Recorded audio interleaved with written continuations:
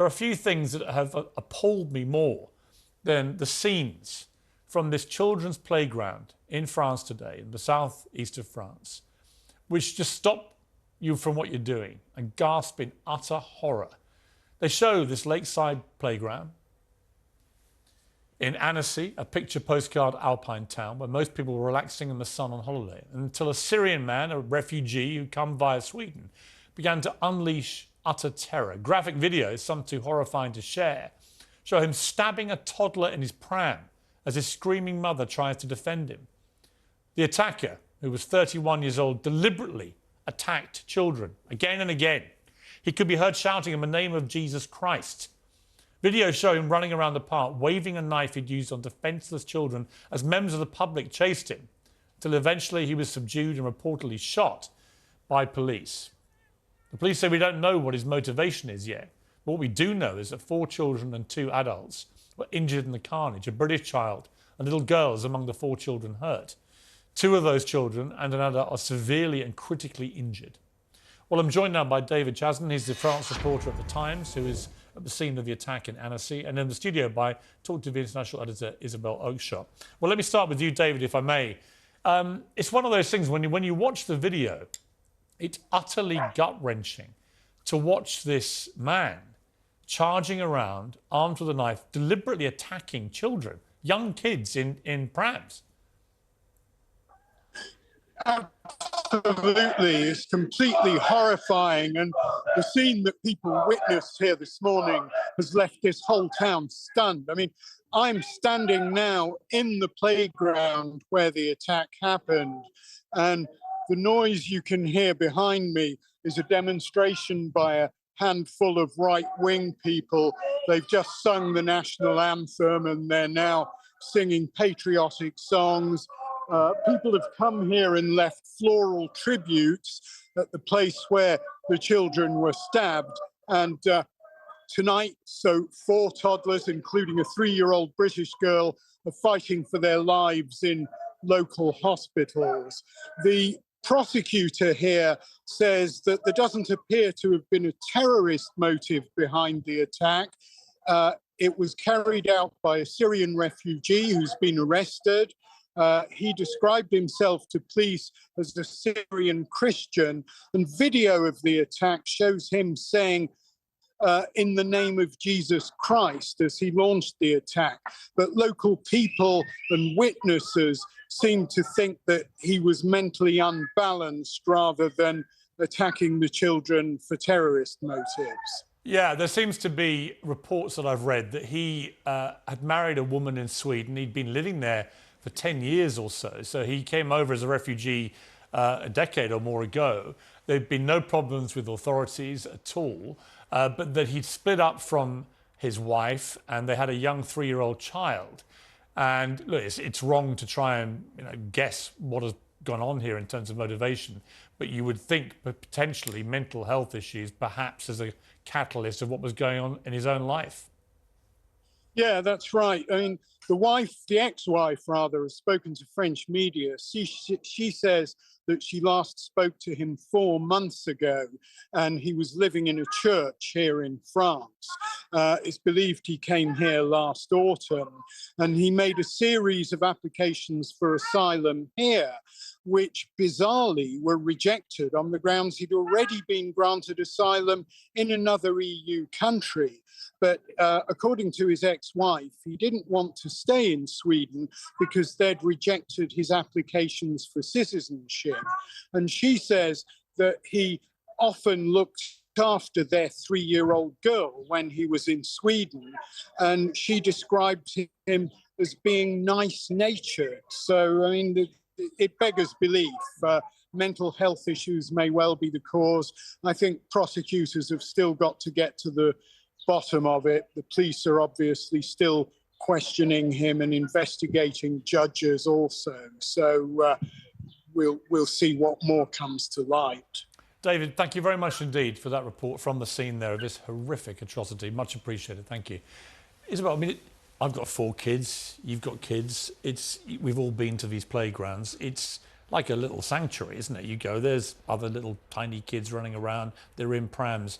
you can't think of anything more unthinkable. It is than this. incomprehensible, particularly as we learn that the attacker is a father of a child that age. Yeah. I mean, you know, very difficult for anyone to perpetrate an attack like that, but least of all someone who's got young children themselves. I think the question here is, are there any broader implications to this politically, or is this just the most horrific act of someone who's perhaps suffering from schizophrenia, perhaps heard voices in his head, we don't know. But what we've seen from our correspondent there is that there are already far-right demonstrations on the scene. Now, the issue of mass migration is already pretty toxic in France. France takes a very high number of asylum seekers, many of them from Syria. That's the top country, certainly before the Ukraine war. I don't know what the figures are now. And I think this will inflame an already very, very I mean, it will, debate. but on that, it's interesting, because when I first saw that, I thought, God, this is going to be a huge political issue, never mind anything else. And then you read he got asylum in Sweden 10 years ago. It's nothing to do with it. You know, that's the reality, but it won't stop it provoking that debate. We've got some breaking news, actually. Rishi Sunak has now just commented in Washington about this incident. All our thoughts are with those affected by this unfathomable attack, including a British child, and with their families. I've been in touch with President Macron. We stand ready to offer any assistance that we can. Well, we're joined now by Eleanor Vincent, who was on holiday in Annecy. She's actually from California. Eleanor, thank you very much indeed for joining me. I understand that you turned up at the scene of this just after it had happened. What kind of mood was there when you got there? Because this is such an appalling thing to have unfurled. Yes, it certainly is. The mood was one of shock. We were many meters away from the actual scene of the crime. It was already a crime scene. The French police were there very quickly, within 4 minutes. There were medical personnel. There was a life flight helicopter landing as I arrived. And everybody was on their phones trying to figure out what happened. I happened to have a live BBC feed update, so I knew the very basics, because even the news media at that point didn't really know what had happened. And so I just started taking photos of the scene. I'm a former journalist, and in my state of shock, I thought, well, I need to do something. It might be useful to document what's happening, and so that's what I did. It's a strange story in the sense it's very hard to work out what motive there is here. The police have very quickly said they don't think it's terrorism. The fact he's an asylum seeker 10 years ago coming from Syria to Sweden would suggest this is not a sort of immediate issue with someone coming from a war zone in the last few weeks. There may be a domestic issue, a mental health issue. He's split from his wife and had himself a 3-year-old child, we understand. It's a completely baffling story, isn't it? Well, I personally don't find it so baffling. I find it horrific and incredibly sad. But it seems to me that someone from Syria coming, even having been in a state of living in another country like Sweden, which is, I understand, a very lovely country for 10 years, still can have untold amounts of trauma. And the fact that he split from his wife, he had a child that was 3 years old. And according to news reports here, he was seen hanging out in this park for 3 days. So I can only imagine the state of mind that this person was in. And whatever happened, he snapped and lashed out in this horrific way. Yeah. I don't excuse it in any way, but I personally feel this is a mental health crisis, and we'll wait and see what authorities say. Thankfully, he's alive, so he can be interviewed, and hopefully they can understand or try to understand what drove this. But absolutely, I do not think this is an issue about immigration. I do not think it's an issue about terrorism. I think it's an issue about mental health, of which we have abundance of in this world.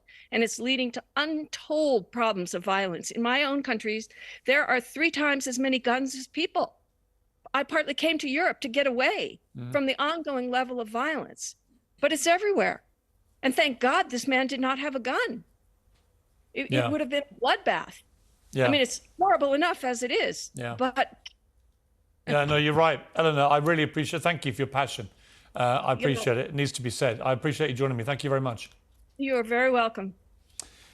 Yeah, I mean, it is, if he had a gun, there would have been far more people killed, young children killed. Indeed. I mean, I was struck by the many bits of footage that have come out, how difficult it is for any bystander, even though it's not a gun, to tackle someone with a long knife. I mean, there were several people who tried. There was a very brave-looking adult who had a rucksack. There were a few who weren't so brave, by the way, in the video I saw, who were not doing anything. His women were desperately trying to protect their little kids. And that's very difficult to put yourself in those shoes. You hope you would try, don't you? But also, equally, it was so unexpected. Obviously, happened so fast that there were people jogging past who didn't even realise that this was going on. No. So truly shocking.